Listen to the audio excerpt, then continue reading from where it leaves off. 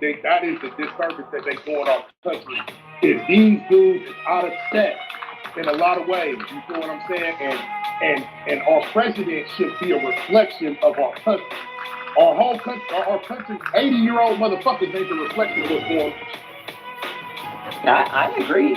Absolutely. We need people who are younger and to be on the front lines. However, as a young person, what I will not be is the front line person for you guys. I will not be the individual that sits on the back and says, well, we helped build this thing. No, we built it.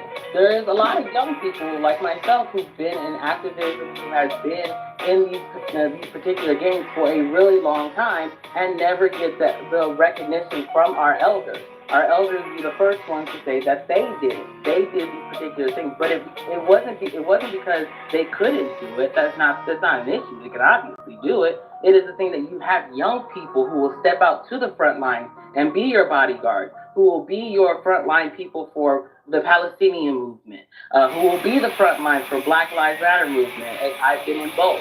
And been shot by the police. I have been, well, not like physically shot, like bullet-wise, but those rubber pellets or the pepper spray pellets. I've been shot by all of them shits. I've been tear gassed. I've been pepper sprayed. I've been hit in the back of the neck with a baton. Like, I have been through all of the shit, but I will not doing it in vain because it makes you happy as an elder. No, I'm doing shit because this is what it means to represent the American people. This is what it means to be in the front lines and to make changes for our country. That's what it takes at all costs. But go ahead. I wanted to talk about Orange Trump Man. Chris said he was gonna get us back online, whether we like it or not, goddammit. Well, I think I think Poppy, me and Poppy got something in common, but that's another story for another day. What the hell? What's going on here? Well, what I'm saying, I think. Listen, here's the thing.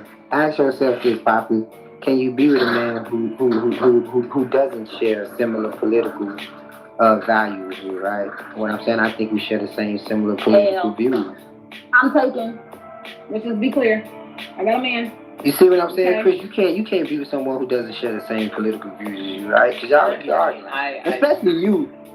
Yeah, I can't, especially because even my partner now, she understands, like, when it comes down to that, like that fear, like, even if we don't agree on it, like, as long as you don't go about, like, trying to diminish my value or just diminish me as an individual because I have a different belief system. Right. That's what we made clear. Like, you can still have your own political thoughts and still have your own political opinions about stuff. That you're human. You're gonna have those thoughts. You're gonna have all those things.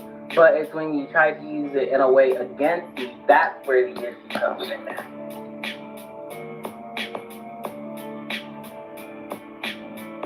And, ooh, that comment got me.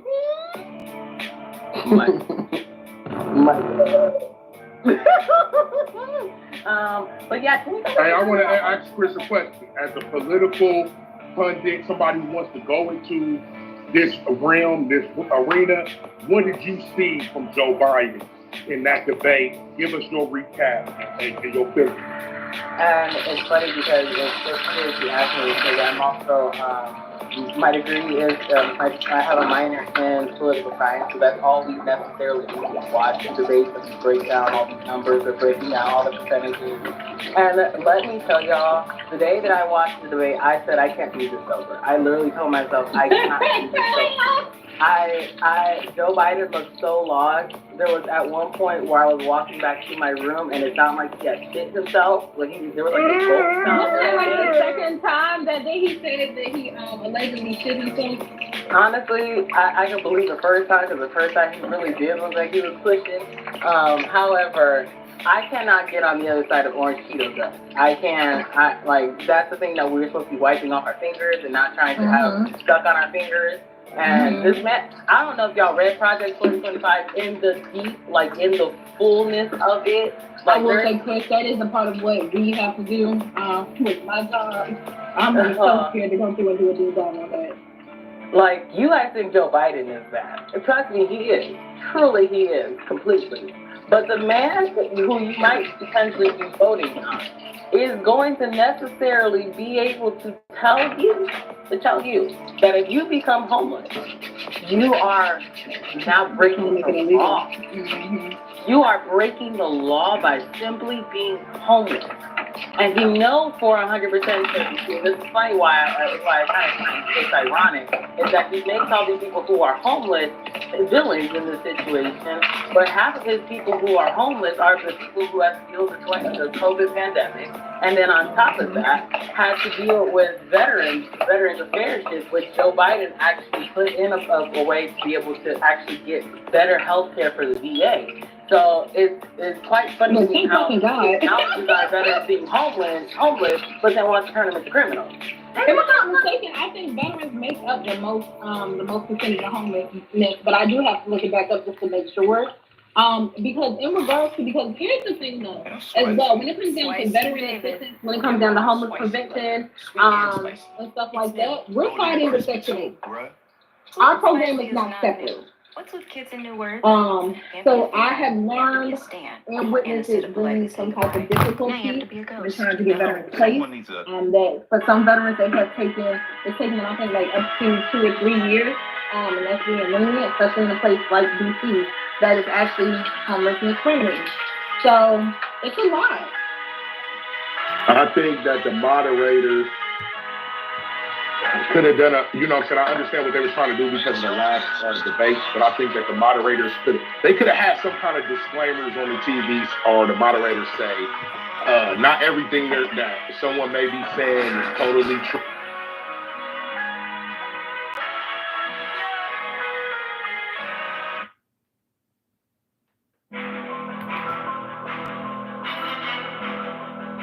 Because when it comes down to politics, especially when it comes to the presidential race, it's more of a popularity contest. We have to remember that Trump, he barely lost the election, regardless of what we want to say, the popular vote. He barely lost that. This is a lot closer than people want to give credit for. You feel what I'm saying? And Biden did not help when it comes to the swing voters. It comes for the people. Certain people ain't going to change no matter what. Most people want to go with their affiliation no matter what. But there's a nice sized people out there that truly was coming to that debate to see one thing. They was coming to see two things. Whatever they was coming to see about Trump, and coming to see if Biden was competent to do the job. Leaving that debate, even the people that was closest to him had to have questions about what is going on. They told us that they gave him a week. And awareness does make a very big difference. I was like, I can't do this. I literally smoked. I was like, I can't do it. It was like watching Cat Williams or Dave Chappelle. For FBI agents to be listening on our phone, please, Chris. Well, no, I'm not either. Well, here's the funnier part. Is like, I'm in the works and trying to figure out what we can do to mitigate, or at least pass marijuana in Indiana. Of course, it's been really not hard. gonna happen. Medically, especially when it's a climate federally. Medically, that part, of course, if Big Pharma can try to make any money out of it, they'll listen, and that's what people have to understand, is that Big Pharma, all they have to do is get some type of money, how they're going to get revenue out of it, and they'll listen. But what it leads us to every single time is the House majority of Indiana. But actually, no, I won't go into that one, because that's a whole other subtopic that we can talk about later. But no, for Trump, I think what kind of always threw me off is that we know he's an indicative liar. We've been known he's an indicative liar. Like, we knew every single, some of the stuff that he was saying, I was like, oh, well, that's a little bit of truth. That's a little bit of truth here and there. Mainly on Joe Biden. Even with mainly Joe Biden, he was attacking some points that Joe Biden has stated, and that was pretty true. He was teeing it up. However, my whole thing is just like, you cannot sit there and say you didn't call for somebody else being arrested when you literally went on your campaign literally smearing Hillary Clinton and saying lock her up, and that was like a clear chant for 2020 to 2016 during his whole time. So my whole thing is that I always get lost because he's always saying that, oh, the Democrats are trying to put him in jail, the Democrats are doing this. But you advocate for Hillary to take that. Right, and Hillary willingly gave up the computer so that they can check all her stuff for the emails that are on file that were breached. But Chris, he didn't continue to hound her and put the DOJ on her after the fact and everything. Like what he was saying about Biden using his. Yeah, but he did. But Biden did. Biden used everything he could to go after the dude, and they could have just let him go off in the sunset and let the Republicans recalibrate and go with who they was want to go with. But I want to ask you this: do you believe that the Democrats did that on purpose to show that he wasn't competent and that they need to make a move? They only got 5 months to make this move, and they need to get that move made. Of course, that could be something. Obviously, I don't know Biden's or any of them like political agenda. But what I can say is that it would be very plausible that if one person were to try to do that, yes, it could be. It would be very much so that the Democratic Party did it because they knew that they needed another candidate. They obviously knew that Trump had a big following after the debate. However, my thing is like,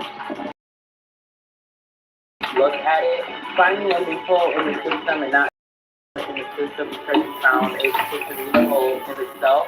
That's unfair to the American people who don't know about these loopholes, who don't know about these particular things. That's an advantage over people, and you're publicly hiding it. So that way, other people won't be able to benefit while you know people in the American citizens are actually struggling to pay for stuff halfway through. So that's not genuinely fair, and that's not great for any president to try to take advantage of those types of things and then try to pass it off like, well, I did it, you should have done it too, and nice this and that. Like, no, that's still not fair. And if people prosecute you for that, that can be used legally against you because you went out of your way to hide information that could be in the best interest of the American people. And that's what he casted his judgment on. So I'm not going to feel sorry for him to get or save his money. Of course, I trust me, I get saving money, but that does not mean that you hide that information from people who genuinely need that information. People say that Biden, they don't know who's running the situation when Biden is president. The truth of the matter is, Trump, yes, he's like a head coach that actually makes some decisions, and you know it's his decision. But he got smart people. He got people around him that's really doing the heavy lifting and work too. In the same, because he's not a. That's what makes Trump so. That's what makes Trump really well in the political sphere, because he has people who are delegated in the particular thing. And as you've seen, when Trump decided to go on and do stuff on his own, like him getting rid of the Obama. What was it? The Obama. Ooh, it was Obamacare and all that. No, not Obamacare. No, not that. But it was a particular thing that it was after the Ebola crisis. Obama put in a particular task force that helped mitigate and look out for going into China, and then COVID hit, and Trump. That was what tripped him up. He was, yes.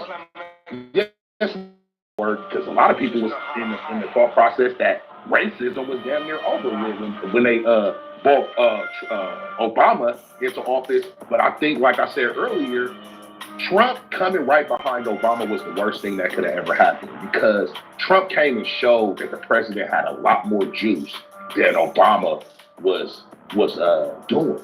You feel what I'm saying? And for black people, we sit back and we see that he come in Trump and he emboldened his people. Barack didn't embolden us. The Democrats have not emboldened us. And we continue to stick with these motherfuckers, continue to it's been 50 years trying to let these niggas get this shit right. And these motherfuckers continuously, to the point now that in the Republican side, the black vote don't matter because they going after the Hispanic vote.